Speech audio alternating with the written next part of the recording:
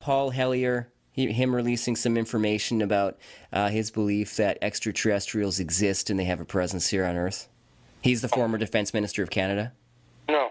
Yeah. Peter MacKay? No, Paul Hellyer. Oh, Paul Hellyer. Let me just read you a quick blurb about this. I didn't realize, but he actually wrote a book too called "Light at the End of the Tunnel," and then there's a little blurb underneath on the cover of his book that says "A Survival Plan for the Human Species." So anyway, quote: "Some UFOs are as real as the airplanes that fly over your head." Unquote. Among his numerous statements regarding UFOs, this is the most typical statement of Canada's former Minister of National Defence, Paul Hellyer. A political figure of the international stature, 86-year-old Hellyer was recently interviewed by the Italian-American UFO writer and photojournalist Paola Harris in Toronto, Canada, on May 7, 2010. The occasion for the interview was to discuss the release of Paul Hellyer's new book, Light at the End of the Tunnel, A Survival Plan for the Human Species.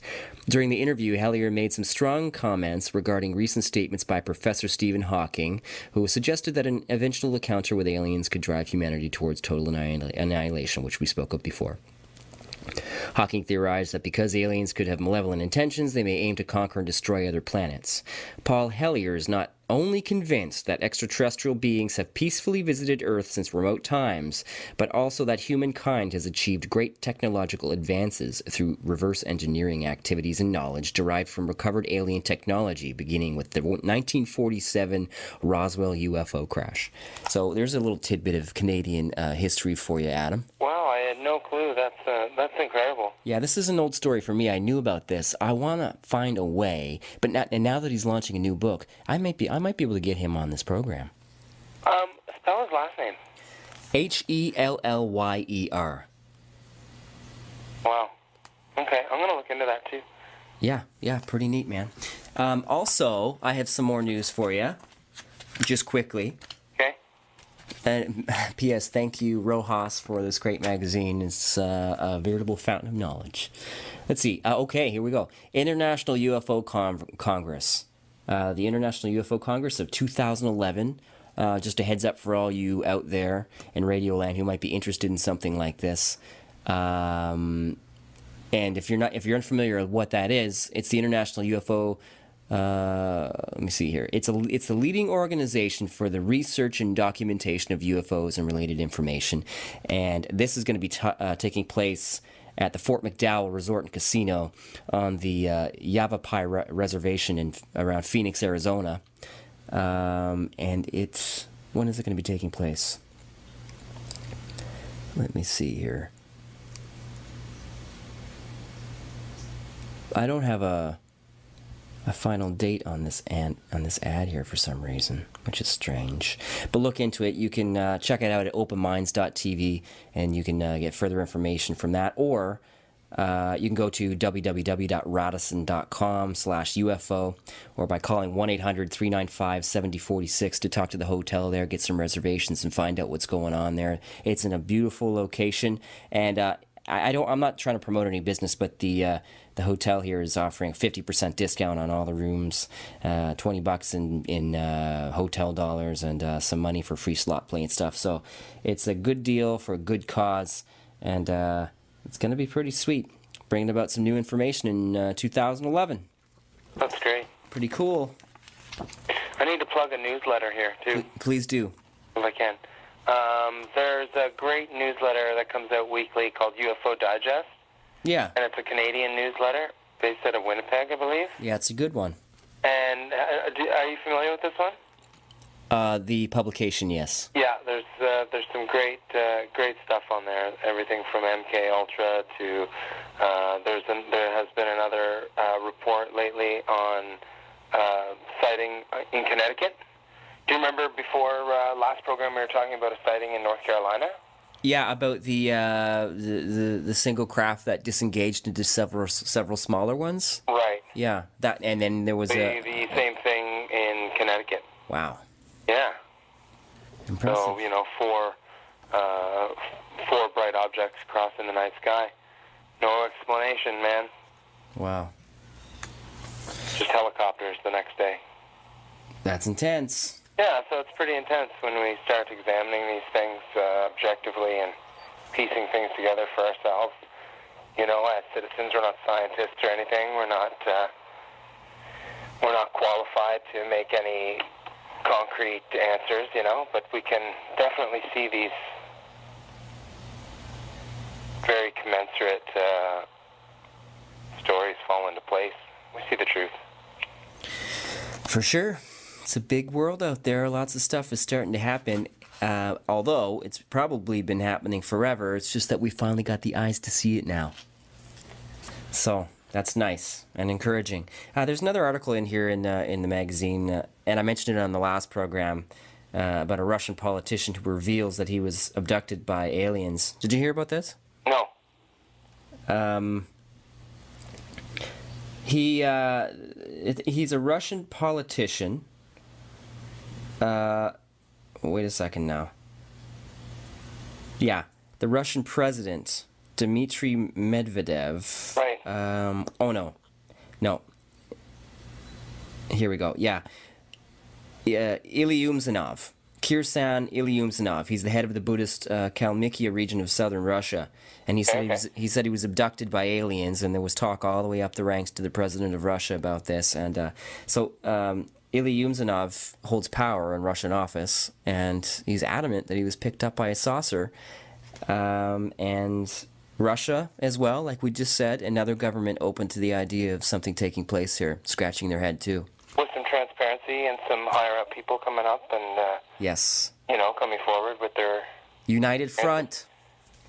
There's a united front, man. We just want the truth. That's all we want. You bet. You know, and maybe there's some information here that's a little bit too detrimental or scary that would shake us to the core. And you know, if there are groups that think that information should be held back for peace of mind, maybe that's important. But please, you know, you're making yourselves look ridiculous by denying what's going on here. We're absolutely ridiculous. But I understand why you wouldn't come out and say something, because then you'd have to backtrack 60 or 70 years and explain all of that nonsense to us. And then, of course, the rest of the world should take an example from Brazil and what Brazil's been doing here the last week. Thanks for breaking my rant, because I was getting a little hot. That's okay. Yeah, cool. Okay, you were in the red. I calmed you down. That's awesome. Well, we got anything else on the horn here? I got nothing. Okay, cool. Not right now. I'm tapped. Well, it's been fun, man. It's been great. This is a great little program, and I've told all my friends about it. I've often updated my status when the broadcast goes, so everybody gets a chance to take a look or take a listen, as it were. That's great. Thank you. It's a great program. I love it. Oh, thanks, Adam. Yeah, we just more stuff going, and hopefully I can brush up some fiction and bring it to light, maybe. Yeah, I need to put some of your stuff online, published on the blog spot, because I promised I'd do that for some readers if they wanted to check it out. So if you got some nice short pieces, even postcard stories or something, you know what I mean? Yeah, no, I've got definitely a lot of 100-word stories. See what you can do, Mr. Adam, up there in the north. You betcha. All right, thanks for being with us, man. Let's do it again. Big love. Okay, ciao. Ciao. So that's the end of another exciting edition of the Exopolitical Pulse with our amazing correspondent from up north there. Adam, thanks very much for being here with us from British Columbia. And it was a good one. Adam and I spent a lot of years together pondering a lot of amazing ideas and thoughts, constructs, and under a big moon sky full of beautiful stars many of those nights. And I'm just glad that we could get together again and share our experiences here with all of you, to have a forum for all of us on the unified field. Wow, did I ever have a hard time saying that? The unified field. That's better. UFR, as I like to call it, Unified Field Radio, Atlantic Canada's only paranormal radio broadcast. I want to thank you all for tuning in, but we're going to take a quick commercial break right here on CKDU 88.1 FM. You are listening to the Unified Field with your host, Mr. Justin Brown. Okay. 3, 2, 1. We are the poets of Creative Spirit East, and we're coming to you from the studios of CKDU 88.1 FM in Halifax. I'm David Suzuki. You're either on the bus or off the bus. If you're on the bus, 40 vehicles are off the road. One busload of commuters keeps 70,000 liters of gasoline from being burned. That keeps 9 tons of pollution out of the air. And it puts $5,000 into the pocket of every person on the bus. Get on the bus and breathe easier. The future is in your hands. Don't drive the planet to destruction. Get around smarter at davidsuzuki.org.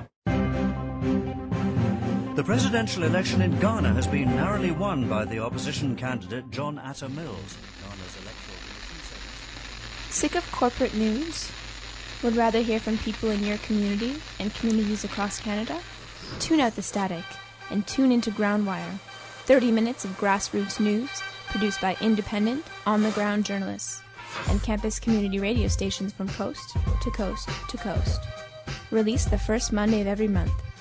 To listen, contribute, or learn more, visit groundwire.ncra.ca. This is a project of the National Campus and Community Radio Association. Made by you, for you.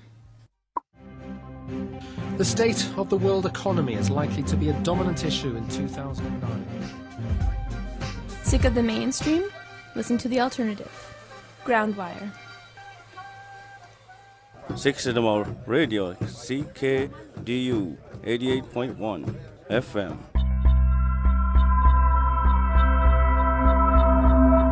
You are now entering the unified field.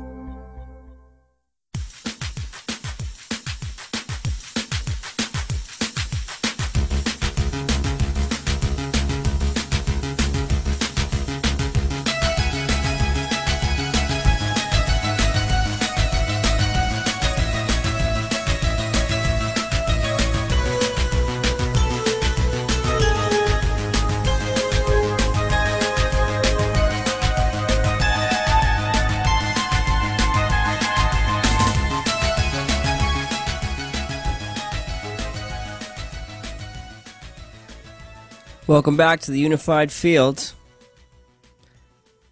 It's been a fantastic episode, hasn't it? But we're running really short on time, so we're going to have to wrap things up tonight. The Audio Zone, unfortunately, will not be with us tonight, just because of time constraint reasons. You all understand. It's been over 2 hours, and I've already went far past my block here at CKDO, so I'm going to have to close it off for the night. However, there is one final note I want to make. I am going to read an email sent in from a listener. Actually, I'm not going to read the email. I'm sorry. I'm having internet connection, so I'm going to recount the email from memory. That's better. Michael, which is his pseudonym. Forgive me if I have this wrong in a way, but I think I have the gist of it. He actually sent me 2 stories, one of which I'm going to share with you the next time I record a broadcast. Now, in 2 weeks from now, I'm going to re-air an old broadcast because I'm going to be out of province for a couple of weeks. And when I get back, I'll be back on schedule, and I'll get that Kathleen Martin episode up. So stay tuned for that. But first of all, this is an email that Michael sent to me. Basically, the email said that this gentleman has had a number of paranormal experiences, which is cool, because I'm always calling for submissions for experiencers of any kinds. But he has a number of paranormal experiences, ranging from psychic to entities to the otherworldly. This one in particular was about a dream that he had, in which he dreamt that a gentleman was being held against his will in a Middle Eastern prison. But more specifically than that, he got the gentleman's full name. The full name of the gentleman in the dream. So he woke up from that dream thinking, wow, that was really realistic, and did some research. The name that gentleman gave Michael in the dream, he researched. And so, sure enough, an exact identical match came up for the person's name, who was actually an activist in the area trying to let the world know of the injustices that were taking place in this country. This is in the Middle East. Not only that, but the picture that he had seen of the gentleman with the exact same name was the exact same clothing, the exact same shirt that he had seen the gentleman in the dream.